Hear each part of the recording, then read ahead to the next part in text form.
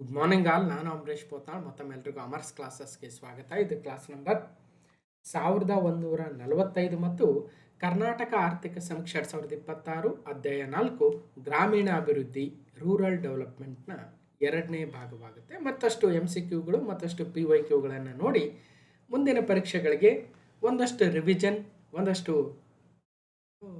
ನೆನ್ಪಿಡ್ತಕ್ಕಂಥ ಪ್ರಯತ್ನವನ್ನು ಮಾಡ್ತಾ ಹೋಗೋಣ. ಬನ್ನಿ ಹಾಗಾದರೆ. ಈಗ ಆಲ್ರೆಡಿ ಚಾಪ್ಟರ್ 4 ಪಾರ್ಟ್ 1 ಅನ್ನು ಕ್ಲಾಸ್ ನಂಬರ್ 1144ರಲ್ಲಿ ಹಾಗೆ ಇಂದಿನ 3 ಚಾಪ್ಟರ್ಗಳನ್ನು ಕೂಡ ನೋಡಿ ಅಂತ ಹೇಳ್ತಾ, ಅದಕ್ಕಿಂತ ಪ್ರಮುಖವಾಗಿ KPSC KEA ಪಠ್ಯಕ್ರಮಕ್ಕೆ ಅನುಗುಣವಾಗಿ ಕರ್ನಾಟಕ ಪರಿಣಾಮಕಾರಿ ಆಡಳಿತಕ್ಕಾಗಿ ವಿಜ್ಞಾನ ಮತ್ತು ತಂತ್ರಜ್ಞಾನದ ಪಾತ್ರದ ಕುರಿತಾಗಿರ್ತಕ್ಕಂಥ ವಿಷಯಗಳು ಅಂತ ಒಂದು ಗ್ರೂಪ್ ಸಿ ಯಲ್ಲಿ ಒಂದು ಟಾಪಿಕ್ ಇದೆ. ಆ್ಯಕ್ಚುಲಿ ಅದು ಗ್ರೂಪ್ ಸಿ ಏನು ಎಕ್ಸ್ಟ್ರಾ ಸಿಲೆಬಸ್ ಅಂತ ಕರಿತೀವಿ, role of science and technology. But ಆ ಸಿಲೆಬಸ್ಸಲ್ಲಿ ಬರ್ತಕ್ಕಂಥ ವಿವಿಧ ಅಂಶಗಳು ಎಲ್ಲ ಪರೀಕ್ಷೆಗಳಿಗೂ ಅನುಕೂಲ ಆಗ್ತವೆ. ಈಗ ನಮ್ಮ ರಾಜ್ಯದಲ್ಲಿ ತಂದಿರತಕ್ಕಂಥ ಗ್ರಾಮೀಣ ಮತ್ತು ಪಂಚಾಯತ್ ರಾಜ್ ಇಲಾಖೆಯ ಗ್ರಾಮೀಣಾಭಿವೃದ್ಧಿ ಮತ್ತು ಪಂಚಾಯತ್ ರಾಜ್ ಇಲಾಖೆಯ ಹಲವಾರು ಅಪ್ಲಿಕೇಶನ್ಗಳು ಇದ್ದಾವೆ. ಆ ಅಪ್ಲಿಕೇಶನ್ಗಳನ್ನ ಡೆವಲಪ್ ಮಾಡಬೇಕು, ಅವುಗಳನ್ನು ಜನರಿಗೆ ತಲುಪಿಸ್ಬೇಕು ಅಂದರೆ ಅಲ್ಲಿ role of science and technology very important ಆಗುತ್ತೆ. ಈಗ ಎಕ್ಸಾಂಪಲ್ ತೆಗೆದುಕೊಳ್ರಿ. ಈಗ ಸಪೋಸ್ ಪಂಚತಂತ್ರ ಅಂತ ಕರಿತೀವಿ, ಪಂಚತಂತ್ರ. ಅದೇ ಥರ ಪಂಚಮಿತ್ರ ಅಂತಕ್ಕಂಥ ಒಂದು ಅಪ್ಲಿಕೇಶನ್ ಇದೆ. ಗ್ರಾಮೀಣ ಪ್ರದೇಶಗಳಲ್ಲಿ ಇರ್ತಕ್ಕಂಥ ಆಸ್ತಿಗಳ ಒಂದು ನೋಂದಣಿಯನ್ನು ಮಾಡಿಕೊಂಡು ಆ ಆಸ್ತಿಗಳನ್ನು ಡಿಜಿಟಲೈಸ್ ಮಾಡೋದಕ್ಕೆ ತಂದಿರತಕ್ಕಂಥ ಈ ಸ್ವತ್ತು ಆಗಿರ್ಬೋದು, ಅಥವಾ ನಮ್ಮ ಭೂಮಿ ಅಂತಕ್ಕಂಥ ಪೋರ್ಟಲ್ ಮುಖಾಂತರ ನಮ್ಮ ಹೊಲಗಳ RTCಯನ್ನು ಪಹಣಿಯನ್ನು ಪಡಿಬೋದು ಅಲ್ವಾ.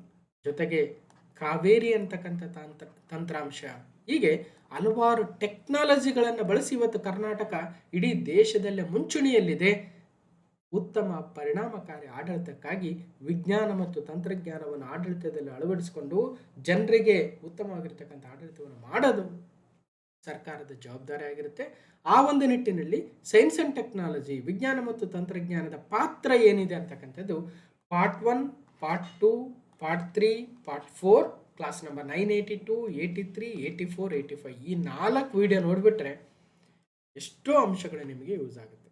ಭಾಳ ಜನಕ್ಕೆ ಗೊತ್ತಿರಲ್ಲ ಏನು ನೋಡ್ಬೇಕು ಏನು ನೋಡಬಾರ್ದು, ನೋಡಿ ಅಂತ ಹೇಳ್ತಾ ಈಗ ಬನ್ನಿ ನಮ್ಮ ಈ ಒಂದು ಆರ್ಥಿಕ ಸಮೀಕ್ಷೆಯ 4ನೇ ಚಾಪ್ಟರ್ನ 2ನೇ ಭಾಗವನ್ನು, ಗ್ರಾಮೀಣ ಅಭಿವೃದ್ಧಿ ಅಥವಾ ರೂರಲ್ ಡೆವಲಪ್ಮೆಂಟ್. ಅದಾದ್ಮೇಲೆ ನಾವು ನಗರಾಭಿವೃದ್ಧಿ, ಕೃಷಿ ಮತ್ತು ಆಹಾರ ನಿರ್ವಹಣೆ ಹಾಗೆ ಕಂಟಿನ್ಯೂ ಮಾಡ್ತಾ ಹೋಗೋಣ. ಇನ್ನು ಕಳೆದ ಪಾಠದಿಂದ ಈ ಪಾಠಕ್ಕೆ 9ನೇ ಪ್ರಶ್ನೆಗೆ ಹೋಗೋಣ. ಕರ್ನಾಟಕದ ಗ್ರಾಮೀಣ ಇಂಧನ ಕಾರ್ಯಕ್ರಮಗಳಿಗೆ ಸಂಬಂಧಿಸಿದಂತೆ ಈ ಕೆಳಗಿನ ಯಾವ ಹೇಳಿಕೆಗಳು ಸರಿಯಾಗಿದ್ದಾವೆ? Which of the following statements regarding the rural energy programmes in Karnataka are correct? First one, the Karnataka State Bioenergy Development Board, KSBDB, Karnataka state bioenergy development board ಅಂದರೆ ಕರ್ನಾಟಕ ರಾಜ್ಯ ಜೈವಿಕ ಇಂಧನ ಅಭಿವೃದ್ಧಿ ಮಂಡಳಿ. ಈ ಒಂದು ಕರ್ನಾಟಕ ರಾಜ್ಯ ಜೈವಿಕ ಇಂಧನ ಅಭಿವೃದ್ಧಿ ಮಂಡಳಿ ಅಥವಾ Karnataka state bioenergy development board was constituted by the state government in 2010 to implement the Karnataka State Biofuel Policy 2009 announced by the government of state to create a awareness about the bioenergy in the state of Karnataka. ಸ್ವಲ್ಪ decode ಮಾಡ್ತಾ ಹೋಗೋಣ. ಕರ್ನಾಟಕ ರಾಜ್ಯದಲ್ಲಿ ಜೈವಿಕ ಇಂಧನವನ್ನು ಹೆಚ್ಚಿಗೆ ಬಳಸಬೇಕು. ಜೈವಿಕ ಇಂಧನವನ್ನು ಆರಂಭಿಸುವುದಕ್ಕೆ ಅಥವಾ ಅದನ್ನು ಮ್ಯಾನುಫ್ಯಾಕ್ಚರ್ ಮಾಡೋದಕ್ಕೆ ಬೇಕಾಗಿರ್ತಕ್ಕಂಥ ವ್ಯವಸ್ಥೆಗಳನ್ನು ಮಾಡಿಕೊಡ್ಬೇಕು. ಜನರಲ್ಲಿ ಅದ್ರ ಬಗ್ಗೆ ಜಾಗೃತಿಯನ್ನು ಮೂಡಿಸ್ಬೇಕನ್ನೋ ಉದ್ದೇಶಕ್ಕೆ ಸರ್ಕಾರ 2009ರಲ್ಲಿ ಕರ್ನಾಟಕ ರಾಜ್ಯ ಜೈವಿಕ ಇಂಧನ ನೀತಿ 2009 ತಂದಿತ್ತು. ಅದನ್ನು ಜಾರಿಗೊಳಿಸಲು ಒಂದು ಮಂಡಳಿಯನ್ನು, ಒಂದು ಬೋರ್ಡನ್ನು ಸ್ಥಾಪನೆ ಮಾಡುತ್ತೆ. ಅದೇ KSBDB, ಕರ್ನಾಟಕ ರಾಜ್ಯ ಜೈವಿಕ ಇಂಧನ ಅಭಿವೃದ್ಧಿ ಮಂಡಳಿ. ಸರಿನಾ ಇಲ್ವಾ ನೋಡೋಣ.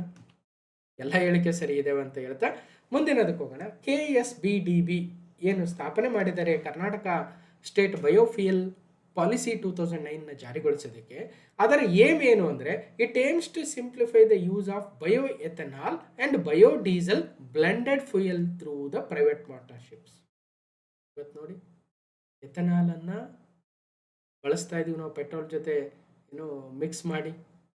ಅದೇ ಥರ ಕರ್ನಾಟಕದಲ್ಲಿ 2009ರಲ್ಲಿ ಒಂದು ಪಾಲಿಸಿಯನ್ನು ತಂದಿದ್ರು, ಮುಂದೆ ಒಂದು ಆಲೋಚನೆಯನ್ನು ಮಾಡಿ ಬಯೋ ಎಥನಾಲ್ ಬಯೋ ಡೀಸೆಲ್ಗಳನ್ನು ಬ್ಲೆಂಡ್ ಮಾಡಿ ಫ್ಯೂಯಲನ್ನು ತಯಾರಿಸಿ ಅದನ್ನು ಹೇಗೆ ನಾವು ಬಳಸ್ಬೋದು, ಎಷ್ಟು ಪರ್ಸೆಂಟೇಜ್ ಹಾಕಬೇಕು, ಏನು ಕತೆ ಅಂತ ಪ್ರೈವೇಟ್ ಪಾರ್ಟ್ನರ್ಶಿಪ್ಪಲ್ಲಿ ತರೋದಕ್ಕೆ KSBDB ಅಂತಕ್ಕಂಥ ಒಂದು ಸಂಸ್ಥೆಯನ್ನು ಸ್ಥಾಪಿಸಿ ಕರ್ನಾಟಕ ಸ್ಟೇಟ್ ಬಯೋಫ್ಯೂಯಲ್ ಪಾಲಿಸಿ ಅಂತ 2009ನಲ್ಲಿ ತಂದು ಅದನ್ನು ಜಾರಿಗೊಳಿಸೋದಕ್ಕೆ ಪ್ರಯತ್ನ ಮಾಡಿತ್ತು. ಎರಡನೇ ಹೇಳಿಕೆ ಕೂಡ ಸರಿಯಾಗಿದೆ. ಮೂರನೇದಕ್ಕೆ ಹೋಗೋಣ. MGIRED provides training on renewable energy to self-help groups and rural local bodies. MGIRDಯು ಸ್ವಸಹಾಯ ಗುಂಪುಗಳು ಮತ್ತು ಗ್ರಾಮೀಣ ಸ್ಥಳೀಯ ಸಂಸ್ಥೆಗಳಿಗೆ ನವೀಕರಿಸಬಹುದಾದ ಇಂಧನದ ಬಗ್ಗೆ ತರಬೇತಿಯನ್ನು ನೀಡುತ್ತದೆ. ಸರಿ ಇದೆ. ಬನ್ನಿ ಈಗ ಒಂದೊಂದನೇ ಹೆಚ್ಚಿನ ಮಾಹಿತಿಯನ್ನು ಪಡ್ಕೊಳ್ತೇವೆ. ಫಸ್ಟು ಕರ್ನಾಟಕ ರಾಜ್ಯ ಜೈವಿಕ ಇಂಧನ ಅಭಿವೃದ್ಧಿ ಮಂಡಳಿ KSBDB, Karnataka state bio energy development board.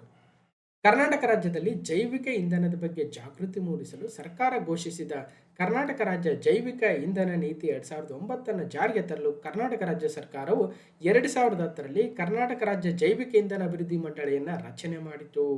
ಅದರ ಮುಖ್ಯ ಉದ್ದೇಶಗಳೇನಿದ್ದಾವೆ?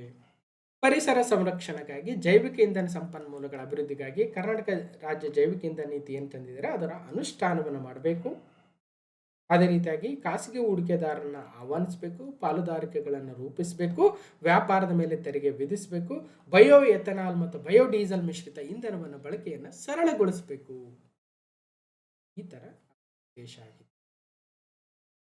ಜೊತೆಗೆ MGIRED ಮಹಾತ್ಮ ಗಾಂಧಿ ಗ್ರಾಮೀಣ ಇಂಧನ ಮತ್ತು ಅಭಿವೃದ್ಧಿ ಸಂಸ್ಥೆ, Mahatma Gandhi institute of rural energy and development MGIRD. ಇದರ ವಿಸ್ತೃತ ರೂಪವೇನು, ಇದನ್ನು ಯಾಕೆ ತಂದರು ಅಂದರೆ ಇದರ ಉದ್ದೇಶವೇನು, ಇದು ಎಲ್ಲಿದೆ?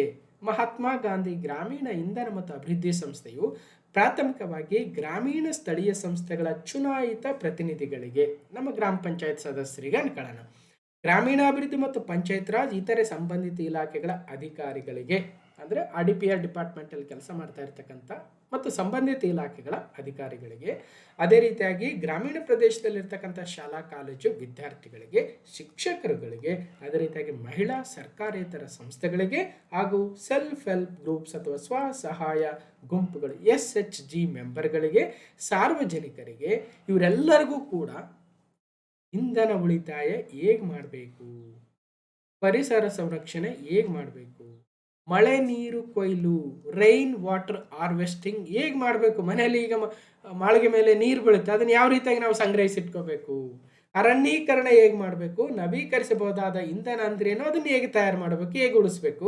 ನಾಯಕತ್ವದ ಗುಣಗಳನ್ನು ಮತ್ತು ಸಂಬಂಧಿಸಿದ ವಿಷಯಗಳ ಮೇಲೆ ಜಾಗೃತಿ ಮತ್ತು ತಾಂತ್ರಿಕ ತರಬೇತಿ ನೀಡ್ತಕ್ಕಂತಹ ಕರ್ನಾಟಕ ರಾಜ್ಯದ ಒಂದು ಸಂಸ್ಥೆಯೇ ಮಹಾತ್ಮ ಗಾಂಧಿ ಗ್ರಾಮೀಣ ಇಂಧನ ಮತ್ತು ಅಭಿವೃದ್ಧಿ ಸಂಸ್ಥೆ, Mahatma Gandhi institute of rural energy and development MGIRED.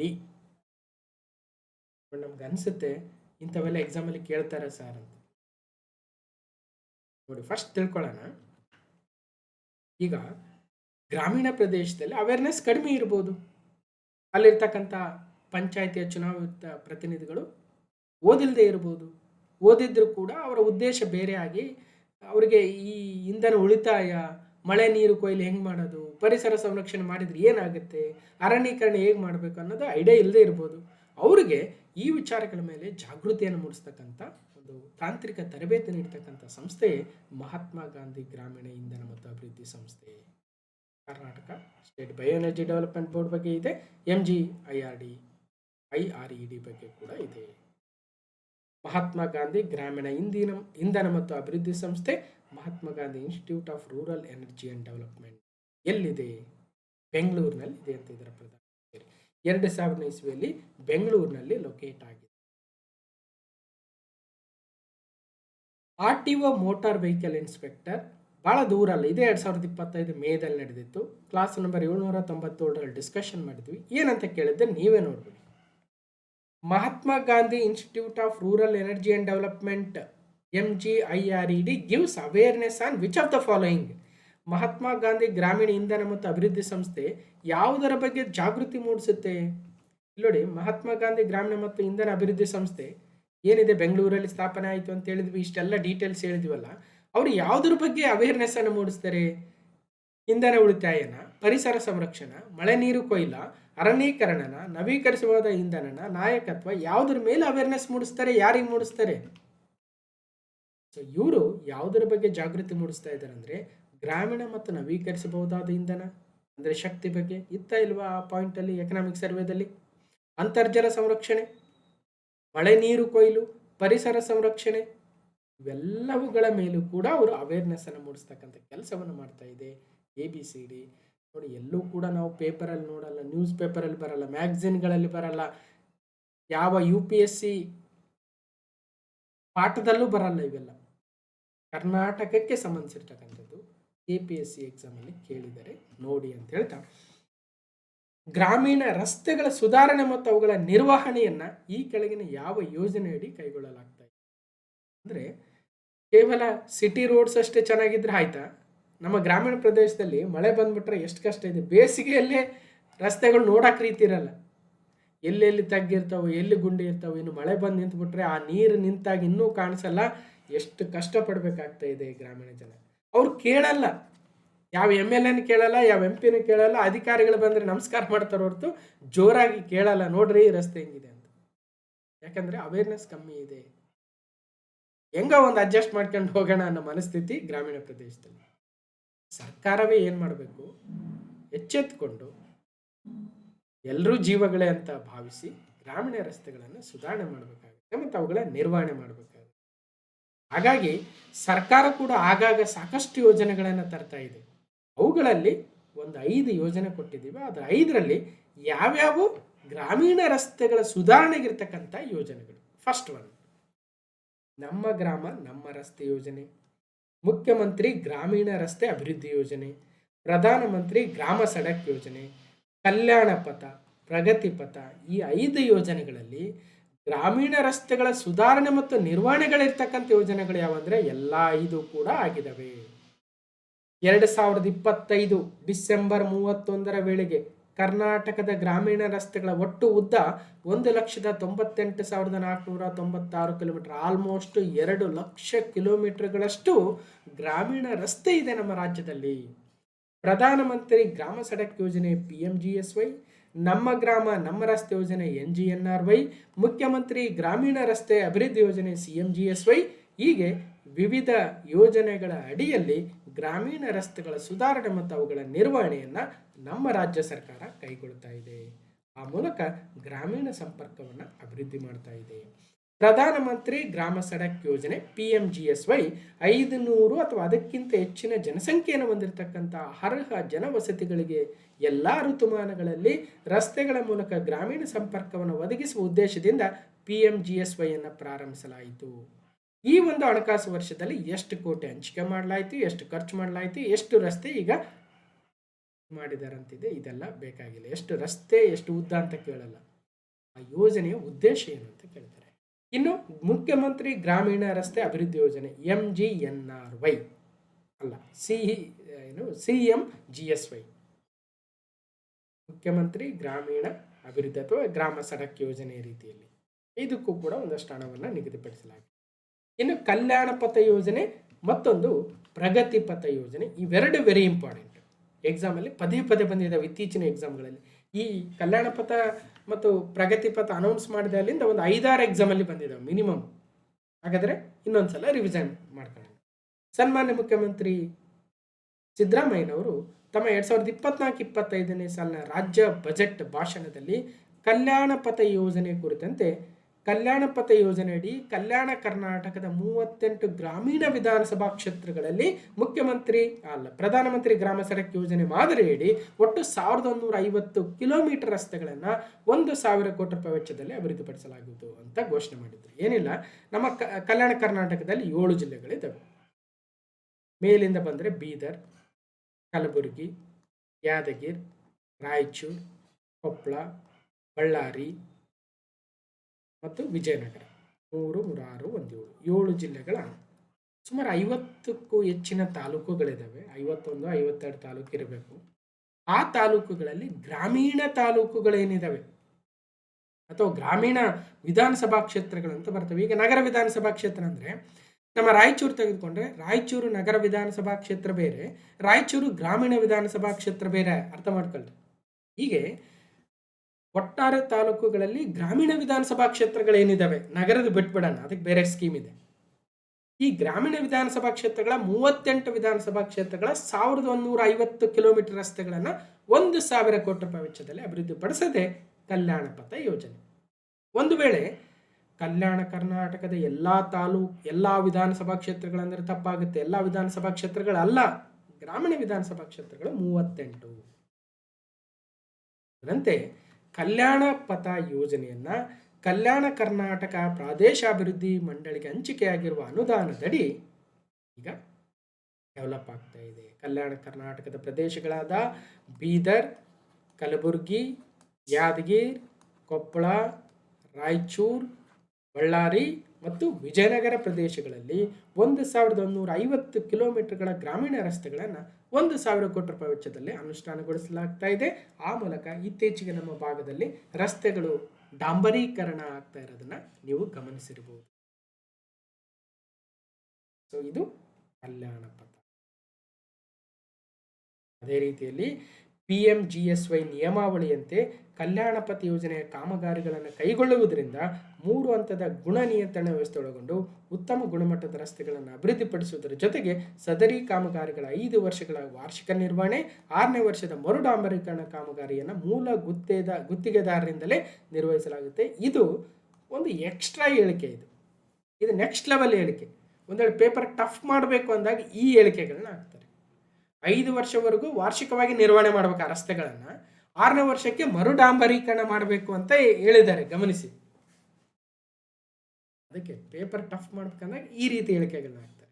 ಇಲ್ಲದೆ ಹೋದ್ರೆ 38 ಗ್ರಾಮೀಣ ವಿಧಾನಸಭಾ ಕ್ಷೇತ್ರ, 1,150 ಕಿಲೋಮೀಟರ್, 1,000 ಕೋಟಿ ರೂಪಾಯಿ ವೆಚ್ಚ, ಈ ರೀತಿ ಹೇಳ್ಬಿಡ್ತಾರೆ. ಇನ್ನೊಂದ್ಸಲ ಡೀಟೇಲ್ ಇದೆ ನೋಡಿ. ಈಗ ಆಲ್ರೆಡಿ ಕೆಲಸ ಪ್ರೋಗ್ರೆಸ್ ಅಲ್ಲಿ ಇದೆ.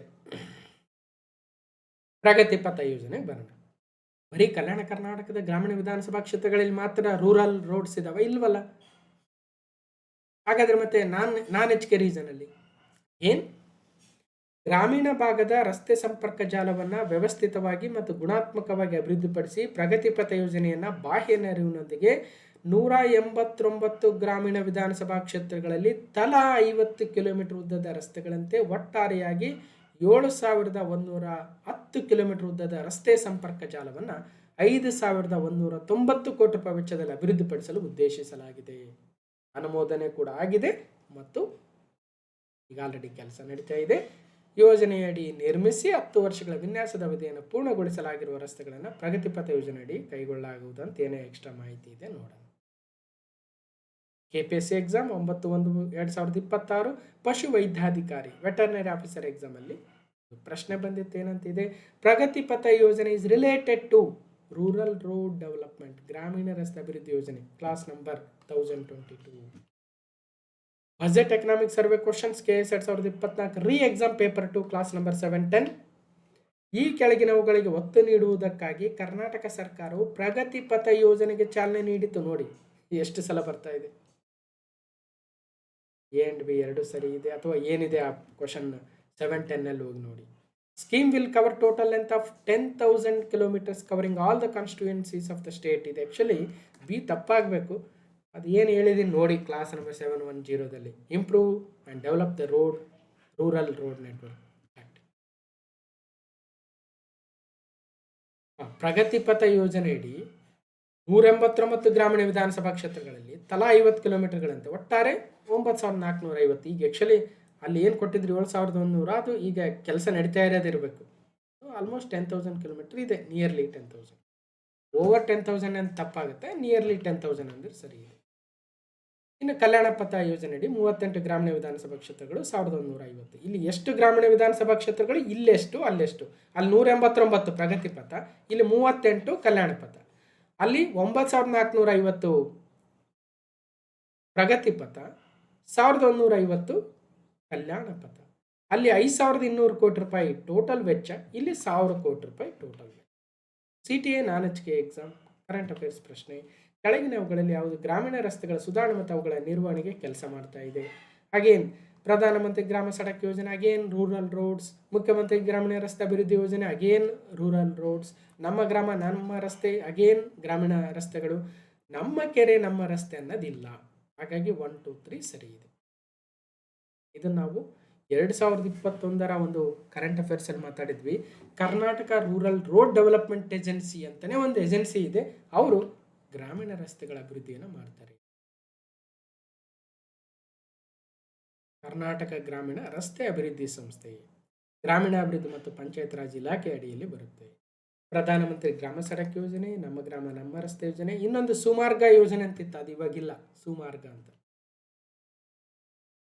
ಇನ್ನೊಂದು ಎಕ್ಸ್ಟ್ರಾ ಇನ್ಫಾರ್ಮೇಷನು, ಈ ಥರ ಯೆಲ್ಲೋ ಮತ್ತು ವೈಟಲ್ಲಿದ್ದರೆ ಅದನ್ನು ನ್ಯಾಷನಲ್ ಹೈವೇ ಅಂತ ಕರಿತೀವಿ, ಆ ಮೈಲಿಗಲ್ಲುಗಳು.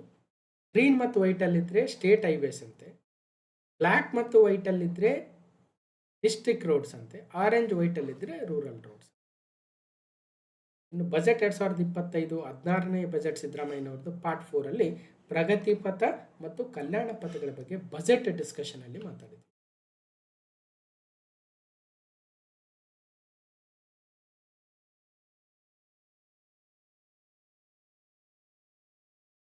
ಇನ್ನು ಮುಂದಿನ ಪ್ರಶ್ನೆಗೆ ಹೋಗೋಣ. ಮಹಾತ್ಮ ಗಾಂಧಿ ರಾಷ್ಟ್ರೀಯ ಗ್ರಾಮೀಣ ಉದ್ಯೋಗ ಖಾತರಿ ಯೋಜನೆ ಸಂಬಂಧಿಸಿದಂತೆ, Mahatma Gandhi national rural employment guarantee scheme, NREGA ಅಂತ ಏನು ಕರಿತೀವಿ, ಅದ್ರ ಬಗ್ಗೆ ಯಾವ ಹೇಳಿಕೆಗಳು ಸರಿ ಇಲ್ಲ, ನಾಟ್ ಕರೆಕ್ಟ್ ಅಂತ ಗಮನಿಸಿ.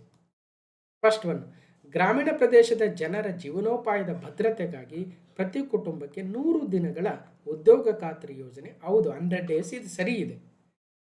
ಈ ಯೋಜನೆಯ ಅನುದಾನವನ್ನು ಕೇಂದ್ರ ಮತ್ತು ರಾಜ್ಯ ಸರ್ಕಾರಗಳು 90:10 ಅನುಪಾತದಲ್ಲಿ ನಿರ್ವಹಿಸಲಾಗುವುದು. ತಪ್ಪಿದೆ. ಯಾಕೆ ತಪ್ಪಂತ ನೋಡೋಣ.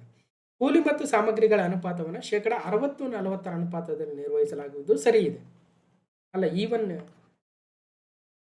ಕೇಂದ್ರ ಮತ್ತು ರಾಜ್ಯ ಸರ್ಕಾರಗಳು 90:10 ಅನುಪಾತದಲ್ಲಿ ಯೋಜನೆ ಅನುದಾನ, ಇದು ಸರಿ ಇದೆ.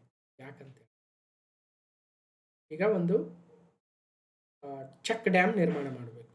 ಚೆಕ್ ಡ್ಯಾಮ್, ಒಂದು ಹಳ್ಳ ಇದೆ, ಹಳ್ಳದಲ್ಲಿ ನೀರು ಹರಿಯುತ್ತೆ, ಅಲ್ಲಿ ನೀರು ನಿಲ್ಸಕ್ಕಂಥ ಒಂದು ವರ್ಕ್. ಈ ಚೆಕ್ ಡ್ಯಾಮ್ ನಿರ್ಮಾಣಕ್ಕೆ ಕಲ್ಲುಗಳು ಬೇಕು, ಸಿಮೆಂಟ್ ಬೇಕು. ಓಕೆ, ಕಲ್ಲು ಸಿಮೆಂಟು ಒಂದು ಕಡೆ, ಇನ್ನೊಂದು ಕಡೆ ಕೂಲಿಕಾರರು ಬೇಕು. ಕೂಲಿಕಾರರು ಕೆಲಸ ಮಾಡೋದಕ್ಕೆ ಸಾಮಗ್ರಿಗಳು ಬೇಕು. ಕೂಲಿಕಾರರ ಸಾಮಗ್ರಿಗಳ ಅಮೌಂಟು ಸಪೋಸ್ 1 ಕೋಟಿ ಆದರೆ ಆ 1 ಕೋಟಿಲಿ 60% ಕೇಂದ್ರ ಸರ್ಕಾರ ಕೊಡುತ್ತೆ, 40% ನಮ್ಮ ರಾಜ್ಯ ಸರ್ಕಾರ ಹಾಕ್ಬೇಕು. ಇನ್ನು ಚೆಕ್ ಡ್ಯಾಮ್ ನಿರ್ಮಾಣಕ್ಕೆ ಬೇಕಾಗಿರ್ತಕ್ಕಂಥ ಅನುದಾನ ಎಷ್ಟಿದೆ, ಸಪೋಸ್ 5 ಕೋಟಿ ಅನ್ಕೊಳ್ಳೋಣ. ಆ 5 ಕೋಟಿಲಿ ರಾಜ್ಯ ಸರ್ಕಾರ 10% ಹಾಕಬೇಕು, 90% ಕೇಂದ್ರ ಸರ್ಕಾರ ಕೊಡುತ್ತೆ. ಇದು ನರೇಗಾ ಸ್ಕೀಮ್. ಮತ್ತು ಪ್ರತಿ ಕುಟುಂಬಕ್ಕೆ 100 ದಿನಗಳ ಉದ್ಯೋಗ ಖಾತ್ರಿ, 1 ವರ್ಷದಲ್ಲಿ 100 ದಿನ. ಇದು ಹಳೆ ನರೇಗಾ. ಈಗ ಹೊಸ ನರೇಗಾ ಬಂದಿದೆ, ಅದನ್ನು VBG ರಾಮ್ಜಿ ಅಂತ ಕರಿತೀವಿ. ಅದ್ರ ಬಗ್ಗೆ ಕೂಡ ಮುಂದೆ ಡೀಟೇಲ್ಸ್ ಹಾಕಿದ್ದೀನಿ, ನೋಡೋಣ. ಮಹಾತ್ಮ ಗಾಂಧಿ ರಾಷ್ಟ್ರೀಯ ಗ್ರಾಮೀಣ ಉದ್ಯೋಗ ಖಾತ್ರಿ ಯೋಜನೆ ಒಂದ್ಸಲ ನಿಧಾನವಾಗಿ ನೋಡಿ ಓದ್ಕೊಳ್ರಿ. ಓಕೆ, ನಿಮಿಷ.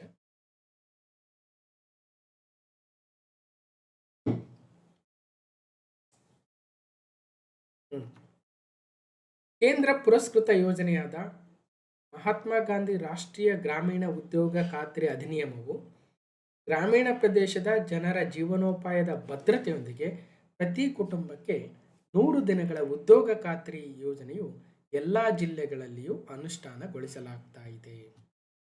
ಪ್ರತಿ ಆರ್ಥಿಕ ವರ್ಷದಲ್ಲಿ ಪ್ರತಿ ಕುಟುಂಬದಿಂದ ಸ್ವಯಂ ಪ್ರೇರಿತರಾಗಿ ಆ ಕುಶಲ ದೈಹಿಕ ಕೆಲಸವನ್ನು ಬೇಡಿಕೆ ಪ್ರಕಾರ ಒದಗಿಸುವುದರ ಮೂಲಕ ನಿಗದಿತ ಗುಣಮಟ್ಟ ಬಾಳಿಕೆ ಬರುವ ಆಸ್ತಿಗಳನ್ನು ಸೃಜನೆ ಮಾಡ್ತಕ್ಕಂಥದ್ದು, ಬಡವರ ಜೀವನೋಪಾಯ ಆಧಾರದ ಸಂಪನ್ಮೂಲಗಳನ್ನು ಬಲಪಡಿಸ್ತಕ್ಕಂಥದ್ದು, ಸಾಮಾಜಿಕವಾಗಿ ಎಲ್ಲರೂ ಸೇರಿ ಸಕ್ರಿಯವಾಗಿ ಪಾಲ್ಗೊಳ್ಳುವುದರ ಮೂಲಕ ಪಂಚಾಯತ್ ರಾಜ್ ಸಂಸ್ಥೆಗಳನ್ನು ಬಲಪಡಿಸ್ತಕ್ಕಂಥದ್ದು, ಅನುದಾನವನ್ನು ಕೇಂದ್ರ ಮತ್ತು ರಾಜ್ಯ ಸರ್ಕಾರಗಳು 90:10 ಅನುಪಾತದಲ್ಲಿ ಹಾಗೂ ಕೂಲಿ ಮತ್ತು ಸಾಮಗ್ರಿಗಳ ಅನುಪಾತವನ್ನು 60-40 ಅನುಪಾತದಲ್ಲಿ ನಿರ್ವಹಿಸಲಾಗುವುದು.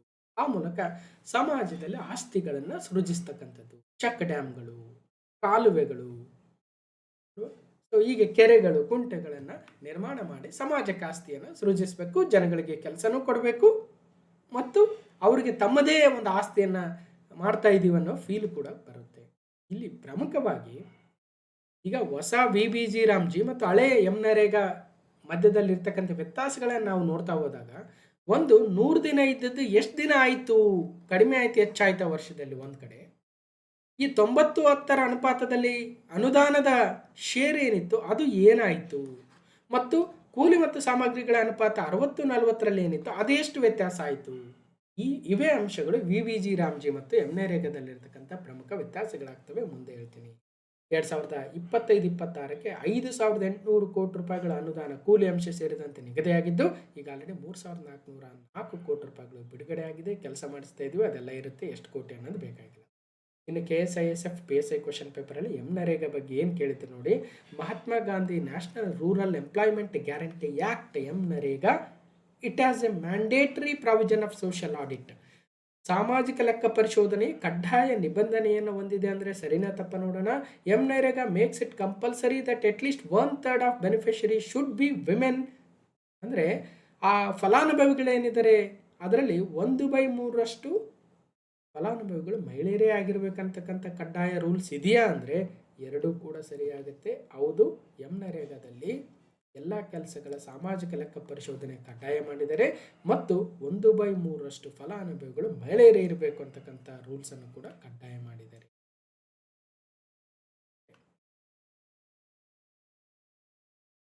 KUWSDB BMTC ಕಂಡಕ್ಟರ್ ಎಕ್ಸಾಮಲ್ಲಿ ಜಗತ್ತಿನ ಅತಿದೊಡ್ಡ ಖಾತರಿ ಕಾರ್ಯಕ್ರಮವಾದ ನರೇಗಾ ಮಹಾತ್ಮ ಗಾಂಧಿ ರಾಷ್ಟ್ರೀಯ ಗ್ರಾಮೀಣ ಉದ್ಯೋಗ ಖಾತರಿ ಯಾವಾಗ ಅನುಷ್ಠಾನಗೊಂಡಿತು ಅಂದರೆ 1948, 2005, 2006, 2008 ಅಂದರೆ 2006 ಸರಿಯಾದ ಉತ್ತರವಾಗುತ್ತೆ. ನೋಡಿ ಯಾವ ಥರ ಕೇಳಿದ್ದಾರೆ ಎಕ್ಸಾಮಲ್ಲಿ.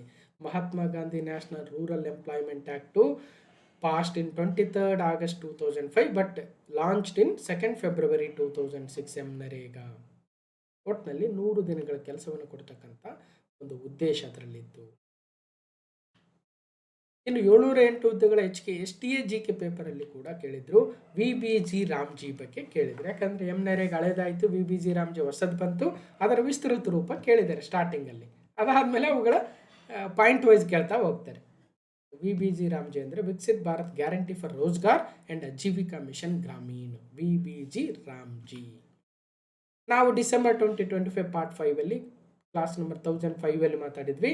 ಕೇಂದ್ರ ಸರ್ಕಾರವು ಲೋಕಸಭೆಯಲ್ಲಿ ಮಹಾತ್ಮ ಗಾಂಧಿ ರಾಷ್ಟ್ರೀಯ ಗ್ರಾಮೀಣ ಉದ್ಯೋಗ ಖಾತ್ರಿ ಕಾಯ್ದೆ 2005 ಬದಲಿಗೆ ವಿಕಸಿತ್ ಭಾರತ್ ರೋಜ್ಗಾರ್ ಮತ್ತು ಅಜೀವಿಕಾ ಮಿಷನ್ ಗ್ರಾಮೀಣ ಖಾತ್ರಿ VBG ರಾಮ್ಜಿ ಮಸೂದೆಯನ್ನು ಪರಿಚಯಿಸಲು ಸಜ್ಜಾಗಿದೆ ಅಂತ ಮಾತಾಡಿದ್ವಿ. ಆ ಮೂಲಕ VBG ರಾಮ್ಜಿ ಮತ್ತು ನರೇಗಾಗಳಲ್ಲಿರ್ತಕ್ಕಂಥ ವ್ಯತ್ಯಾಸವನ್ನು ನೋಡ್ಬೋದು.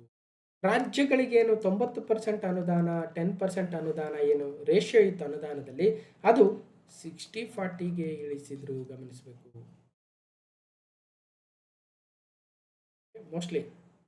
ನೆಕ್ಸ್ಟು ಕೆಲಸದ ಅವಧಿಯನ್ನು 125 ದಿನಗಳಿಗೆ ಏರಿಸಿದ್ದಾರೆ. ಹೀಗೆ ಒಟ್ಟಾರೆಯಾಗಿ VBG ರಾಮ್ಜಿಯಲ್ಲೂ ಕೂಡ ಹಲವಾರು ಕಂಡೀಷನ್ಸ್ ಹಾಕಿದ್ದಾರೆ. ಹಳೆ ಯೋಜನೆಯಲ್ಲಿ 100 ದಿನ ಉದ್ಯೋಗ ಖಾತ್ರಿ ಕೊಡ್ತಾ ಇದ್ರು, ಹೊಸ ಯೋಜನೆಯಲ್ಲಿ 125 ದಿನ. 100% ಕೇಂದ್ರದಿಂದ ಅನುದಾನ ಬರ್ತಾ ಇತ್ತು ಅಥವಾ 90-10 ಬರ್ತಾ ಇತ್ತು. ಕೇಂದ್ರ ರಾಜ್ಯದಿಂದ ಈಗ 60-40 ಪಾಲು ಬರುತ್ತೆ ಹೊಸ ಯೋಜನೆಯಲ್ಲಿ. ಅಂದರೆ 5 ಕೋಟಿ ರೂಪಾಯಿ ಒಂದು ಚೆಕ್ ಡ್ಯಾಮ್ ನಿರ್ಮಾಣ ಮಾಡಬೇಕಾದ್ರೆ 60% ಮಾತ್ರ ಕೊಡ್ತಾರೆ ಕೇಂದ್ರ, 40% ಸ್ಟೇಟ್ ಗೌರ್ಮೆಂಟ್ ಕೊಡಬೇಕು. 40% ಕೊಡಬೇಕಂದ್ರೆ ರಾಜ್ಯ ಸರ್ಕಾರಕ್ಕೆ ಮೊದಲೇ ದುಡ್ಡಿರಲ್ಲ. ಈ 40% ನೀವೇ ಹಾಕಲ್ರಿ ಅಂದರೆ ಯಾವಾಗ ಹಾಕ್ತಾರೆ ನಮ್ಮವರು? ಕೆಲಸಗಳು ನಿಂತು ಹೋಗ್ತವೆ. 15 ದಿನದೊಳಗೆ ಪಾವತಿ ಮಾಡ್ಬೇಕಂತಿತ್ತು, ಈಗ ವಾರ ಅಥವಾ 15 ದಿನದೊಳಗೆ ಪಾವತಿ ಮಾಡಿ. ಹೀಗೆ ಇವುಗಳ ಮಧ್ಯೆ ಕೆಲವೊಂದು ಯೋಜನೆ ತರ್ತಾ ಇದ್ದಾನೆ ಅಂದರೆ ಒಳ್ಳೆಯದು ಕೆಟ್ಟದ್ದು ಇದ್ದೇ ಇರುತ್ತೆ. ಅದಕ್ಕೆ ವಿರೋಧ ಪಕ್ಷಗಳಿದ್ದಾವೆ, ಆಡಳಿತ ಪಕ್ಷ ಇದೆ, ಅವ್ರದ್ದೇ ಆಗಿರ್ತಕ್ಕಂಥ ಪ್ರತಿಪಾದನೆಯನ್ನು ಮಾಡ್ತಾ ಇರ್ತಾರೆ. ನಾವು ಆ್ಯಸ್ ಎ ಆಸ್ಪಿರೆಂಟ್ಸ್ ಆಗಿ ನಮಗೇನು ಅಂಶಗಳು ತಿಳ್ಕೊಬೇಕು ಅದನ್ನು ತಿಳ್ಕೊಂಡ್ರೆ ಸಾಕು, ಎಕ್ಸಾಮಲ್ಲಿ ಸೆಲೆಕ್ಟ್ ಆದ್ರೆ ಸಾಕು. ನಾವು ಇದೆಲ್ಲ ಕರೆಂಟ್ ಅಫೇರ್ಸಲ್ಲಿ ಆಲ್ರೆಡಿ ಮಾತಾಡಿದ್ವಿ, ನೋಡಿ ಹೋಗಿ.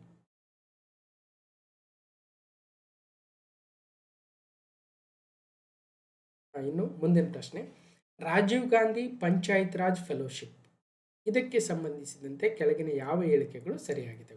Which of the following statements regarding Rajiv Gandhi Panchayat Raj fellowship is correct? ಈಗ ಕಲ್ಯಾಣ ಕರ್ನಾಟಕದಲ್ಲಿ 7 ಜಿಲ್ಲೆಗಳಿದ್ದಾವೆ. 7 ಜಿಲ್ಲೆಗಳಲ್ಲಿ ಸುಮಾರು ಒಂದು 50 ತಾಲೂಕುಗಳು ಇರ್ಬೋದು.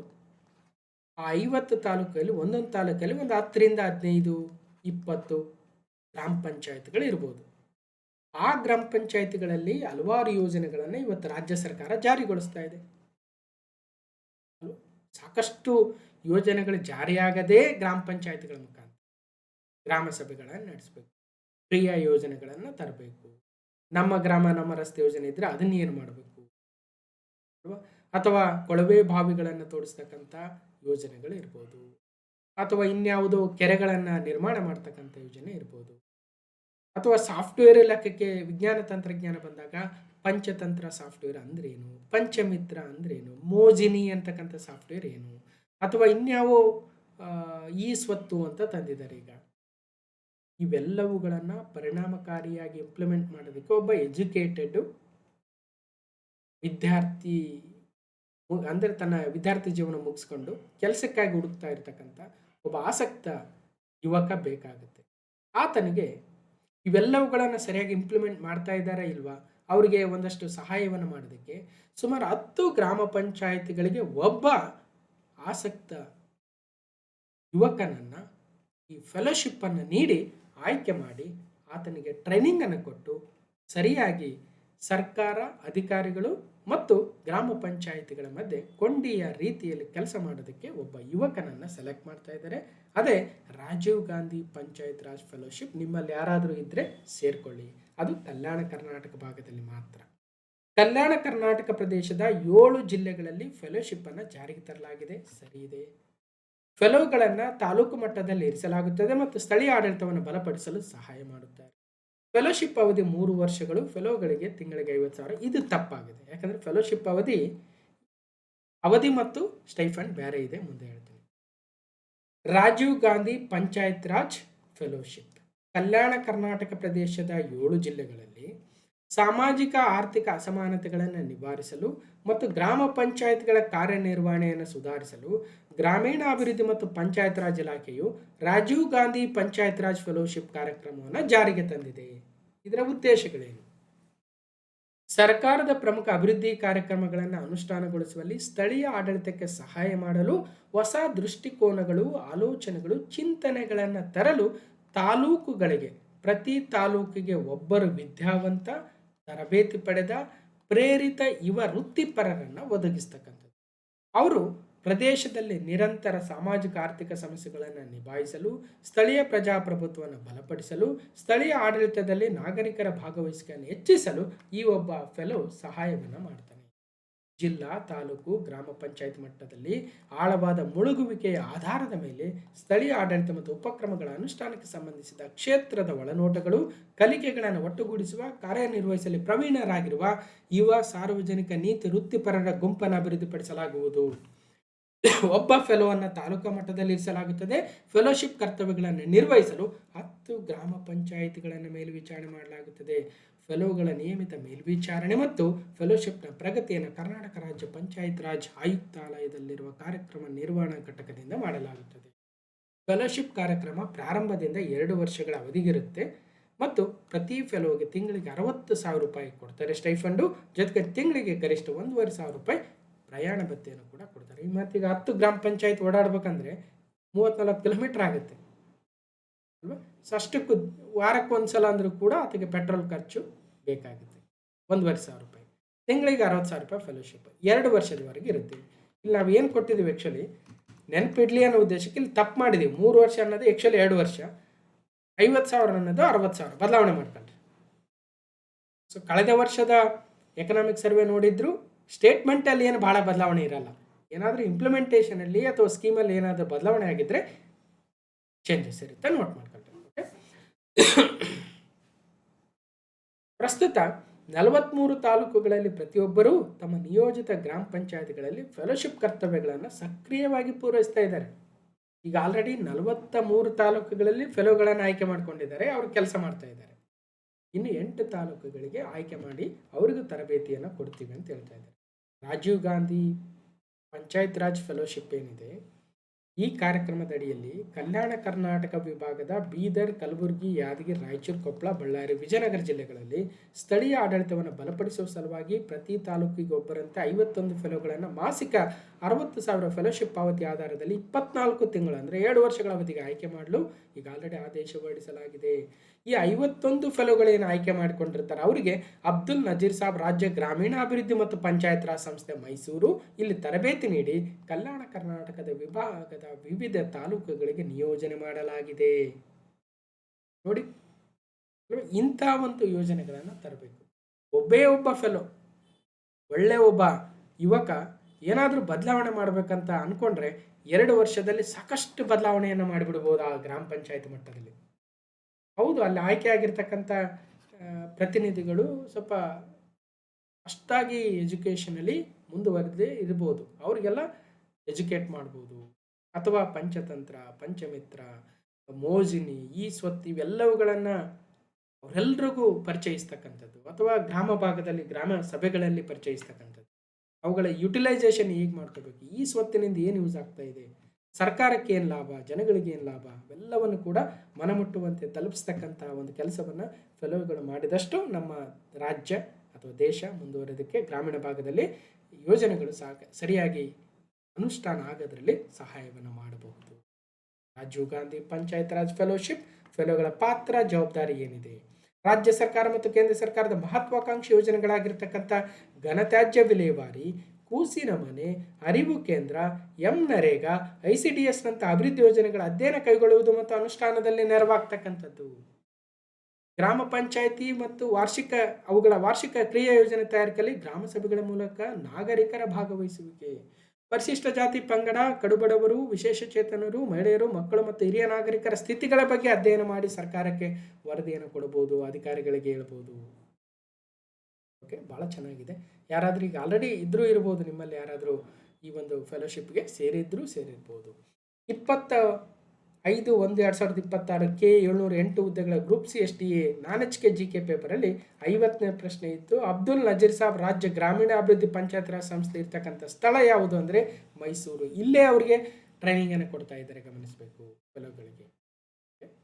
ಭಾಳ ಒಳ್ಳೆ ಕಾರ್ಯಕ್ರಮ, ಬಟ್ ಚೆನ್ನಾಗಿ ಇಂಪ್ಲಿಮೆಂಟ್ ಆಗುತ್ತೆ.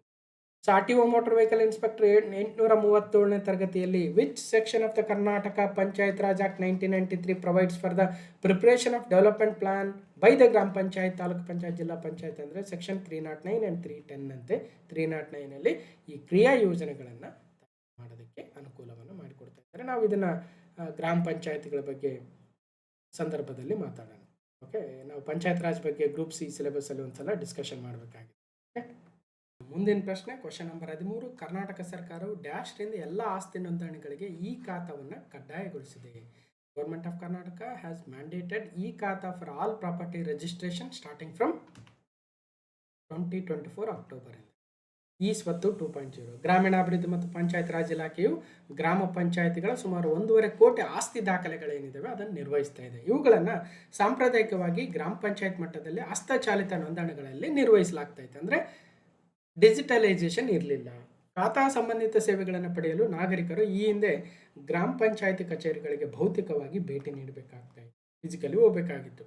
ಆಸ್ತಿ ಆಡಳಿತವನ್ನು ಆಧುನೀಕರಿಸಲು ಮತ್ತು ಸುಗಮಗೊಳಿಸಲು ಕರ್ನಾಟಕ ಸರ್ಕಾರವು ಅಕ್ಟೋಬರ್ 2024ರಿಂದ ಜಾರಿಗೆ ಬರುವಂತೆ ಎಲ್ಲ ಆಸ್ತಿ ನೋಂದಣಿಗಳಿಗೆ ಈ ಖಾತಾವನ್ನು ಕಡ್ಡಾಯಗೊಳಿಸಿದೆ. ಕರ್ನಾಟಕ ಗ್ರಾಮ ಸ್ವರಾಜ್ ಮತ್ತು ಪಂಚಾಯತ್ ರಾಜ್ ತಿದ್ದುಪಡಿ ಕಾಯ್ದೆ 2025 ಪ್ರಕಾರ ಇಲಾಖೆಯು ಬೇಡಿಕೆ ಚಾಲಿತ ಮಾದರಿಯಿಂದ ಅಭಿಯಾನ ಆಧಾರಿತ ಉಪಕ್ರಮಕ್ಕೆ ಬದಲಾಗ್ತಾ ಇದೆ. ಮೇಲಿನ ಶಾಸನಬದ್ಧ ತಿದ್ದುಪಡಿಗಳ ಅನುಗುಣವಾಗಿ ಇಲಾಖೆಯು ಕರ್ನಾಟಕ ಗ್ರಾಮ ಸ್ವರಾಜ್ ಮತ್ತು ಪಂಚಾಯತ್ ರಾಜ್ ಗ್ರಾಮ ಪಂಚಾಯತ್ಗಳ ತೆರಿಗೆಗಳು, ದರಗಳು, ಶುಲ್ಕಗಳು ನಿಯಮ 2025 ಅಧಿಸೂಚನೆ ಹೊರಡಿಸಲಾಗಿದೆ. ಈ ನಿಯಮಗಳ ಅಡಿಯಲ್ಲಿ ಪಂಚತಂತ್ರ 2.0 ವೇದಿಕೆಯಲ್ಲಿ ಈಗ ಆಲ್ರೆಡಿ ಲಭ್ಯ ಇರತಕ್ಕಂಥ 95 ಲಕ್ಷಕ್ಕೂ ಹೆಚ್ಚು ಡಿಜಿಟಲೀಕರಿಸಿದ ಆಸ್ತಿಗಳಿಗೆ ಈ ಖಾತಾಗಳನ್ನು ವಿತರಿಸಲು ಇಲಾಖೆ ಅನುಕೂಲ ಮಾಡಿಕೊಡುತ್ತದೆ. ಇದರಿಂದಾಗಿ ನಾಗರಿಕರು ಗ್ರಾಮ ಪಂಚಾಯತ್ ಕಚೇರಿಗೆ ಭೇಟಿ ನೀಡುವ ಅಗತ್ಯವಿಲ್ಲದೆ ಆನ್ಲೈನ್ ಮೋಡ್ ಬಳಸಿ ಈ ಸ್ವತ್ತು 2.0 ತಂತ್ರಾಂಶದ ಮೂಲಕ ತಮ್ಮ ಈ ಖಾತಾಗಳನ್ನು ಪಡೆಯಲು ಅನುವು ಮಾಡಿಕೊಡಲಾಗ್ತಾ ಇದೆ. ಈ ಖಾತಾ ಬಗ್ಗೆ KS 2024 ರೀ ಎಕ್ಸಾಮ್ ಪೇಪರ್ 2 ಕ್ಲಾಸ್ ನಂಬರ್ 702 ಅಲ್ಲಿ which of the following statements is correct? ಈ ಖಾತಾ has now been mandatory for registration of all the types of properties including residential and commercial lands. Paper 2 re-exam 2024 KS ಅಲ್ಲಿ ಕೇಳಿದ್ರು. A ಸರಿ ಇದೆ, B ಕೂಡ ಸರಿ ಇದೆ. ಆದರೆ ಯಾಕೆ ತಪ್ಪಿದೆ ಅಂದರೆ agriculture land has been exempted from E khata ಅಂದರೆ ತಪ್ಪು. Actually agriculture land also included in E khata, ಇಲ್ಲಿ ತಪ್ಪು ಕೊಟ್ಟಿದ್ದಾರೆ. ಮತ್ತು it will help avoid the fictitious transactions using fake manual khatas and streamline the process. ಯಾವುದೋ ಫೇಕ್ ತಗೊಂಡು ನಕಲಿ ಖಾತೆ ತೆಗೆದುಕೊಂಡು 2-3 ಜನಕ್ಕೆ ಮಾರಾಟ ಮಾಡ್ತಕ್ಕಂಥ ಪರಿಸ್ಥಿತಿ ಇತ್ತು, ಅದನ್ನ ಈಗ ತಡಿಬೋದು. ಈ ಖಾತೆ ಬಗ್ಗೆ ನೋಡಿ. ಈವನ್ ಬೆಂಗಳೂರಲ್ಲೂ ಕೂಡ ಈ ಖಾತೆದು ಕಂಪ್ಲೀಟ್ ಆನ್ಲೈನ್ ಮಾಡಿದ್ದಾರೆ, ನೋಡ್ಬೋದು. December 2025 part 2 important current affairs class number 990. ಗ್ರಾಮೀಣ ಪ್ರದೇಶದ ಆಸ್ತಿ ಮಾಲೀಕರು ಯಾವುದೇ ಅಡೆತಡೆ ಇಲ್ಲದೆ ತಮ್ಮ ದಾಖಲೆಗಳನ್ನು ಪಡೆಯಲು ಒದಗಿಸುವ ಪ್ರಯತ್ನದಲ್ಲಿ ರಾಜ್ಯ ಸರ್ಕಾರವು ಈ ಸ್ವತ್ತು 2.0 ಅನ್ನು ಪ್ರಾರಂಭಿಸಿದೆ. ಈ ಸ್ವತ್ತು 2.0 ತಂತ್ರಾಂಶಕ್ಕೆ ಚಾಲನೆ. ಗ್ರಾಮ ಪಂಚಾಯಿತಿಗಳ ಸ್ವಂತ ಸಂಪನ್ಮೂಲ ಹೆಚ್ಚಿಸುವ ಸಲುವಾಗಿ ಸರ್ಕಾರದ ವತಿಯಿಂದ ಗ್ರಾಮ ಪಂಚಾಯಿತಿ ಆಸ್ತಿಗಳ ಈ ಸ್ವತ್ತು ವ್ಯಾಪ್ತಿಗೆ ತರಲಾಗಿದೆ. ಗ್ರಾಮೀಣ ಭಾಗದ ಜನರು ತಮ್ಮ ಆಸ್ತಿಗಳಿಗೆ ಸಂಬಂಧಿಸಿದ ದಾಖಲೆಗಳನ್ನು ಸುಲಭವಾಗಿ ಮತ್ತು ಡಿಜಿಟಲ್ ರೂಪದ ಈ ಸ್ವತ್ತು ಪಡೆಯಲು ಗ್ರಾಮೀಣಾಭಿವೃದ್ಧಿ ಮತ್ತು ಪಂಚಾಯತ್ ರಾಜ್ ಇಲಾಖೆ ಸುವರ್ಣಾವಕಾಶ ಕಲ್ಪಿಸಿದೆ. ತಂತ್ರಾಂಶದ ಮೂಲಕ ಗ್ರಾಮ ಪಂಚಾಯತ್ ವ್ಯಾಪ್ತಿಯ ಸಾರ್ವಜನಿಕರ ಆಸ್ತಿಗಳಿಗೆ ಡಿಜಿಟಲ್ ಈ ಸ್ವತ್ತು ಪ್ರಮಾಣ ನಮೂನೆ 11A 11B ಅಂತೆ ವಿತರಣೆಯನ್ನು ಆರಂಭಿಸಲಾಗಿದೆ. ಈ ಸ್ವತ್ತು 2.0 ತಂತ್ರಾಂಶಕ್ಕೆ ಚಾಲನೆ. ಹೊಸ ಈ ಖಾತೆ ವೀಕ್ಷಿಸಬಹುದು. ಈ ಸ್ವತ್ತು ಕರ್ನಾಟಕ gov.in. ನಿಮ್ಮ ದಾಖಲೆಗಳನ್ನು ಪರಿಶೀಲಿಸಿ ಈ ಖಾತೆ ವೀಕ್ಷಿಸಿ ಆಸ್ತಿಗಳ ಶೋಧನೆ ಮಾಡಿ. ಸಹಾಯವಾಣಿ ಇದೆ 9483476000. ಗ್ರಾಮೀಣ ಜನರ ಆಸ್ತಿಗಳಿಗೆ ಈ ಖಾತೆ ಮೂಲಕ ಸುರಕ್ಷಿತ. ಮನೆಯಲ್ಲೇ ಕುಳಿತು ಆನ್ಲೈನ್ ಮೂಲಕ ಅರ್ಜಿ ಸಲ್ಲಿಸಿ ನಿಮ್ಮ ಆಸ್ತಿಗಳಿಗೆ ಈ ಖಾತೆಯನ್ನು ಪಡೆಯಿರಿ.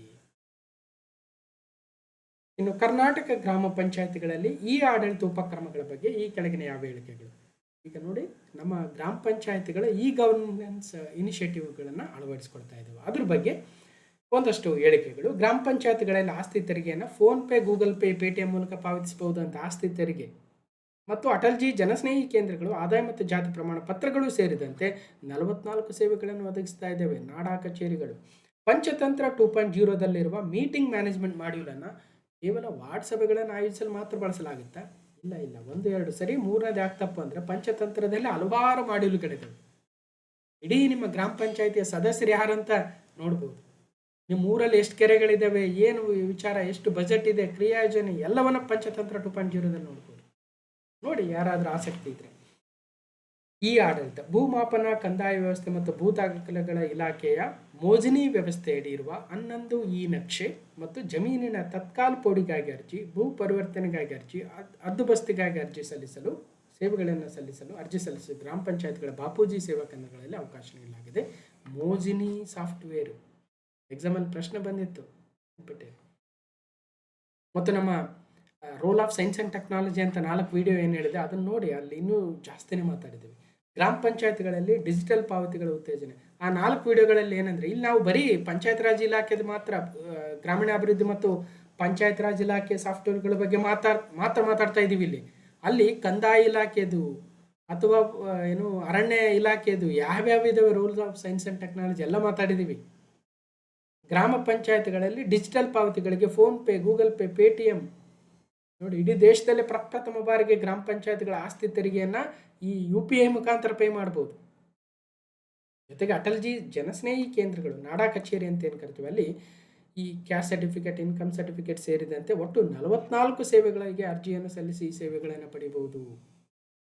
ಮೋಜಿನಿ ಸರ್ವಿಸಸ್. ಹಾಗಾದರೆ KS 2024 ಪ್ರಿಲಿಮ್ಸ್ ಪೇಪರ್ ಭೂಮಾಪನ, ಕಂದಾಯ ವ್ಯವಸ್ಥೆ ಮತ್ತು ಭೂ ದಾಖಲೆಗಳ ಇಲಾಖೆಯು ಡ್ಯಾಶ್ನ ಒಂದು ಜಾಲ ತಂತ್ರಾಂಶವನ್ನು ಅನ್ವಯಿಸಿ ಸಾರ್ವಜನಿಕರಿಗೆ ಕರ್ನಾಟಕ ಭೂ ಕಂದಾಯ ಕಾಯ್ದೆಯಡಿ ನಿಗದಿಪಡಿಸಿರುವಂತೆ ಮುಟೇಶನ್ ಪೂರ್ವ 11 ಈ ನಕ್ಷೆ ನೀಡಲಾಗುವುದು. ಭೂಮಿ, ನಾಡಾ ಕಚೇರಿ, UPOR, ಮೋಜಿನಿ ಅಂದರೆ ಮೋಜಿನಿ ಸಾಫ್ಟ್ವೇರ್ ಮುಖಾಂತರ ಗ್ರಾಮ ನಕ್ಷೆಗಳನ್ನು, ಕೋಡಿ, ಈ ಸ್ವತ್ತು ನಕ್ಷೆಗಳನ್ನು ಅವಕಾಶ ಮಾಡಿಕೊಟ್ಟಿದ್ದಾರೆ ಮೋಜಿನಿ ಅಂತಕ್ಕಂಥ ಸಾಫ್ಟ್ವೇರ್ ಮುಖಾಂತರ. ಜೊತೆಗೆ ಪಂಚಮಿತ್ರ ಸಾರ್ವಜನಿಕರಿಗೆ ಅನುಕೂಲವಾಗುವಂತೆ ಗ್ರಾಮೀಣಾಭಿವೃದ್ಧಿ ಮತ್ತು ಪಂಚಾಯತ್ ರಾಜ್ ಇಲಾಖೆಯಡಿ ಬರುವ ರಾಜ್ಯದ ಎಲ್ಲ ಗ್ರಾಮ ಪಂಚಾಯಿತಿಗಳ ವಿವಿಧ ಮಾಹಿತಿ ಮತ್ತು ವಿವರಗಳನ್ನು ಪಡೆಯಲು, ಗ್ರಾಮ ಪಂಚಾಯಿತಿಗಳಿಗೆ ಸಂಬಂಧಿಸಿದ ಸೇವೆಗಳಿಗೆ ಆನ್ಲೈನ್ನಲ್ಲಿ ಅರ್ಜಿ ಸಲ್ಲಿಸಲು, ಸಲ್ಲಿಸಿದ ಅರ್ಜಿಗಳ ಸ್ಥಿತಿಯನ್ನು ಪರಿಶೀಲಿಸಲು ಮತ್ತು ಗ್ರಾಮ ಪಂಚಾಯಿತಿಗಳಿಗೆ ಸಂಬಂಧಿಸಿದ ಕುಂದುಕೊರತೆಗಳನ್ನು ದಾಖಲಿಸಲು ಪಂಚಮಿತ್ರ ಎಂಬ ಒಂದು ವೇದಿಕೆಯನ್ನು ಗ್ರಾಮೀಣಾಭಿವೃದ್ಧಿ ಮತ್ತು ಪಂಚಾಯತ್ ರಾಜ್ ಇಲಾಖೆಯಿಂದ ಅಭಿವೃದ್ಧಿಪಡಿಸಿ ಅನುಷ್ಠಾನಗೊಳಿಸ್ತಾ ಇದೆ. ಏನಾದರೂ ನಿಮ್ಮದು ಕಂಪ್ಲೇಂಟ್ ಇದ್ದರೆ ಪಂಚಮಿತ್ರ ಆ್ಯಪನ್ನು ಓಪನ್ ಮಾಡಿ ಅಲ್ಲಿ ಕಂಪ್ಲೇಂಟನ್ನು ರೈಸ್ ಮಾಡ್ಬೋದು. ಜೊತೆಗೆ ಚಾಟ್ ಬಾಟ್ ಕೂಡ ಇದೆ. ನಾನು ಕೂಡ ಇದನ್ನು ಇನ್ಸ್ಟಾಲ್ ಮಾಡ್ಕೊಂಡು ನೋಡಿದ್ದೆ. ನಮ್ಮ ಗ್ರಾಮ ಪಂಚಾಯತಿಯಲ್ಲಿ ಯಾರ್ಯಾರು ಸದಸ್ಯರಿದ್ದಾರೆ, ಏನಿದೆ, ಎಷ್ಟು ಬಜೆಟ್ ಇದೆ ಎಲ್ಲವನ್ನು ನೋಡ್ಬೋದು. ಸಾರ್ವಜನಿಕರಿಗೆ ಅನುಕೂಲವಾಗುವಂತೆ ಗ್ರಾಮೀಣಾಭಿವೃದ್ಧಿ ಮತ್ತು ಪಂಚಾಯತ್ ರಾಜ್ ಇಲಾಖೆಗೆ ಬರುವ ಎಲ್ಲ ಗ್ರಾಮ ಪಂಚಾಯತಿಗಳ ವಿವಿಧ ಮಾಹಿತಿ ಮತ್ತು ವಿವರಗಳನ್ನು ಪಡೆಯಲು ಗ್ರಾಮ ಪಂಚಾಯಿತಿಗಳಿಗೆ ಸಂಬಂಧಿಸಿದ ಸೇವೆಗಳಿಗೆ ಆನ್ಲೈನ್ನಲ್ಲಿ ಅರ್ಜಿ ಸಲ್ಲಿಸಿದ ಅರ್ಜಿಗಳನ್ನು ಸೇಮ್ ಇವೆಲ್ಲ ಡೀಟೇಲ್ಸ್ಗಳನ್ನು ದೇಶದ ಪ್ರಪ್ರಥಮ ಬಾರಿಗೆ ವಾಟ್ಸಪ್ ಚಾಟ್ ಬಾಟನ್ನು ನಮ್ಮ ಪಂಚಾಯತ್ ರಾಜ್ ಇಲಾಖೆ ಅಭಿವೃದ್ಧಿಪಡಿಸಿ ಅನುಷ್ಠಾನಗೊಳಿಸಿದೆ. ಇದುವರೆಗೆ 1,70,000 ಬಳಕೆದಾರರು ಪಂಚಮಿತ್ರ ವಾಟ್ಸಪ್ ಚಾಟ್ ಬಾಟನ್ನು ಬಳಸಿದ್ದು ಸುಮಾರು 7,000ಕ್ಕೂ ಹೆಚ್ಚಿನ ಕುಂದುಕೊರತೆಗಳನ್ನು ಅದರಲ್ಲಿ ನಮೂದಿಸಿದ್ದಾರೆ. ಗ್ರಾಮ ಪಂಚಾಯತಿಗಳಲ್ಲಿನ ವಿವಿಧ ಸಭೆಗಳು, ಗ್ರಾಮ ಪಂಚಾಯತಿಗಳ ಗ್ರಾಮ ಸಭೆ, ವಾರ್ಡ್ ಸಭೆ, ಜನವಸತಿ ಸಭೆ, ಸ್ಥಾಯಿ ಸಭೆ ಮುಂತಾದ ಸಭೆಗಳ ಆಯೋಜನೆ ಮಾಡುವುದು, ಹಾಜರಾತಿ ನಡವಳಿಕೆಗಳ ತಯಾರಿಸುವಿಕೆಯಲ್ಲಿ ಪಾರದರ್ಶಕತೆಯನ್ನು ತರುವ ಉದ್ದೇಶದಿಂದ ಪಂಚತಂತ್ರ 2.0 ತಂತ್ರಾಂಶದಲ್ಲಿ ಮತ್ತೊಂದು ಮಾಡ್ಯೂಲ್ ತಂದಿದ್ದಾರೆ. ಅದೇ ಮೀಟಿಂಗ್ ಮ್ಯಾನೇಜ್ಮೆಂಟ್ ಮಾಡ್ಯೂಲನ್ನು ಅಭಿವೃದ್ಧಿಗೊಳಿಸಿ ಈಗ ಆಲ್ರೆಡಿ ವಿವಿಧ ಸಭೆಗಳನ್ನು ಆಯೋಜನೆ ಮಾಡಲಾಗ್ತಾ ಇದೆ. ಪಂಚಮಿತ್ರ ಪೋರ್ಟಲ್ ಬೇರೆ, ಪಂಚತಂತ್ರ 2.0 ಬೇರೆ. ಪಂಚಮಿತ್ರ ಪೋರ್ಟಲ್ ಮತ್ತು ಪಂಚಮಿತ್ರ ವಾಟ್ಸಪ್ ಮುಖಾಂತರ ಡೀಟೇಲ್ಗಳನ್ನು ಪಡಿಬೋದು, ಅರ್ಜಿಗಳನ್ನು ಸಲ್ಲಿಸ್ಬೋದು, ಅರ್ಜಿಯ ಸ್ಥಿತಿಗತಿಯನ್ನು ನೋಡ್ಬೋದು, ಕುಂದುಕೊರತೆಗಳನ್ನು ಪರಿಹರಿಸ್ಕೊಳ್ಬೋದು. ಅಥವಾ 8277506000ಗೆ ಫೋನ್ ಮಾಡಿ ನೀವು ಸಹಾಯವಾಣಿ ಜೊತೆ ಮಾತಾಡ್ಬೋದು. ವಾರದ 7 ದಿನಗಳು ರಜಾ ದಿನಗಳು ಸೇರಿದಂತೆ ಬೆಳಗ್ಗೆ 6ರಿಂದ 10 ಗಂಟೆವರೆಗೂ 8275060000ಗೆ ಸಹಾಯವನ್ನು ಪಡಿಬೋದು, ಕಾಲ್ ಮಾಡಿ. ಅದೇ ಥರ ಪಂಚಮಿತ್ರ ಚಾಟ್ಬಾಟ್ ಆಗಿರ್ಬೋದು, ಆ್ಯಪಲ್ಲಿ ಚುನಾಯಿತ ಸದಸ್ಯರ ವಿವರಗಳು, ಪಂಚಾಯತ್ ಅಧಿಕಾರಿಗಳ ಮತ್ತು ಸಿಬ್ಬಂದಿಗಳ ವಿವರ, ಈಗ ಅನೇಕ ದಾಖಲೆಗಳನ್ನು ನೋಡ್ಬೋದು. KPSC ಅಸಿಸ್ಟೆಂಟ್ ಅಕೌಂಟೆಂಟ್ ಎಕ್ಸಾಮಲ್ಲಿ ಗ್ರಾಮ ಪಂಚಾಯತ್ಗಳಲ್ಲಿ ಹಣಕಾಸು, ಲೆಕ್ಕಪತ್ರ ನಿರ್ವಹಣೆ ಮತ್ತು ಮಾನವ ಸಂಪನ್ಮೂಲ ನಿರ್ವಹಣೆಗಾಗಿ ಯಾವ ಸಾಫ್ಟ್ವೇರನ್ನು ಅಭಿವೃದ್ಧಿಪಡಿಸಲಾಗಿದೆ? ಪಂಚತಂತ್ರ. ಆ ಪಂಚತಂತ್ರದ 2.0 ವರ್ಷನ್ ಕೂಡ ಈಗ ಇದೆ. ಈ ಮಾಡ್ಯೂಲ್ಸ್ ಯಾವ್ಯಾವಿದೆ ಪಂಚತಂತ್ರ 2.0ದಲ್ಲಿ ಅಂದರೆ ಮೀಟಿಂಗ್ ಮ್ಯಾನೇಜ್ಮೆಂಟ್ ಅಂತಕ್ಕಂಥ ಹೊಸ ಮಾಡ್ಯೂಲ್ ಸೇರಿದಂತೆ ಪಂಚಮಿತ್ರ ಎನ್ನುವ ಅಪ್ಲಿಕೇಶನ್ ಕೂಡ ಇದರಲ್ಲಿ ಆ್ಯಡ್ ಮಾಡಿದ್ದಾರೆ. ಜೊತೆಗೆ finance and accounting, revenue collection, citizen services, planning, HRMS model, ಹೀಗೆ ಹಲವಾರು ಡೀಟೇಲ್ಗಳನ್ನು ಪಂಚಮಿತ್ರ 2.0ದಲ್ಲಿ ಆ್ಯಡ್ ಮಾಡಲಾಗಿದೆ. ಇದ್ರ ಬಗ್ಗೆ ನಾವು ಬಜೆಟಲ್ಲೂ ಕೂಡ ಮಾತಾಡಿದ್ವಿ. ಪಂಚತಂತ್ರ ಸಾಫ್ಟ್ವೇರ್ ತಂತ್ರಾಂಶವನ್ನು ಜಿಲ್ಲಾ ಮತ್ತು ತಾಲೂಕುಗಳಿಗೂ ಕೂಡ ವಿಸ್ತರಿಸ್ತೀವಿ ಅಂತ ಹೇಳಿದ್ರು. ಪಂಚತಂತ್ರ ಸಾಫ್ಟ್ವೇರ್ ಕೇವಲ ಗ್ರಾಮ ಪಂಚಾಯತ್ ಅಷ್ಟೇ ಅಲ್ಲ, ನಾವು ಜಿಲ್ಲಾ ಪಂಚಾಯತ್, ತಾಲೂಕಾ ಪಂಚಾಯತ್ಗಳಿಗೂ ಕೂಡ ಪಂಚತಂತ್ರ ತಂತ್ರಾಂಶವನ್ನು ವಿಸ್ತರಿಸ್ತೀವಿ ಅಂತ ಬಜೆಟಲ್ಲಿ ಹೇಳಿದರೆ ಈಗ ವಿಸ್ತರಣೆ ಆಗ್ತಾ ಇರುತ್ತೆ. ಆವಾಗ ಅಗೇನ್ ಸೇಮ್ ಡೀಟೇಲ್ಸನ್ನು ನಾವು ನೋಡ್ತಾ ಹೋಗ್ಬೋದು. ಕೇವಲ ಗ್ರಾಮ ಪಂಚಾಯತ್ ಅಲ್ಲ, ಇನ್ನು ಮುಂದೆ ತಾಲೂಕು ಪಂಚಾಯತಿ, ಜಿಲ್ಲಾ ಪಂಚಾಯತ್ ವಿವರಗಳನ್ನು ಕೂಡ ಪಂಚತಂತ್ರ 2.0ದಲ್ಲಿ ನೋಡ್ಬೋದು. ಇಷ್ಟು ಕ್ಲಾಸ್ ನಂಬರ್ 1145 ಆಗಿತ್ತು. ಮತ್ತು ಕರ್ನಾಟಕ ಆರ್ಥಿಕ ಸಮೀಕ್ಷೆ ಚಾಪ್ಟರ್ 4 ಗ್ರಾಮೀಣಾಭಿವೃದ್ಧಿ ಮತ್ತು ರೂರಲ್ ಡೆವಲಪ್ಮೆಂಟ್ ಇಲ್ಲಿಗೆ ಕಂಪ್ಲೀಟ್ ಆಯಿತು. ಮುಂದಿನ ಅಧ್ಯಾಯ ನಗರಾಭಿವೃದ್ಧಿಯನ್ನು ಆದಷ್ಟು ಶೀಘ್ರದಲ್ಲಿ ಮಾಡೋಣ ಅಂತ ಹೇಳ್ತಾ, ನಾನು ಹೇಳ್ದಂಗೆ 4 rule of science and technology videos ಇದಾವಲ್ಲ, ಅದು ವೆರಿ ಇಂಪಾರ್ಟೆಂಟು, ಒಂದ್ಸಲ ನೋಡಿ ಅಂತ ಹೇಳ್ತಾ ಈ ವಿಡಿಯೋನ ಕಂಪ್ಲೀಟಾಗಿ ನೋಡಿರ್ತಕ್ಕಂಥ ಎಲ್ರಿಗೂ ಧನ್ಯವಾದಗಳು. ಮತ್ತು ಮುಂದಿನ ವಿಡಿಯೋದಲ್ಲಿ ಸಿಗ್ತೇನೆ ಅಂತ ಹೇಳ್ತಾ ಥ್ಯಾಂಕ್ ಯು.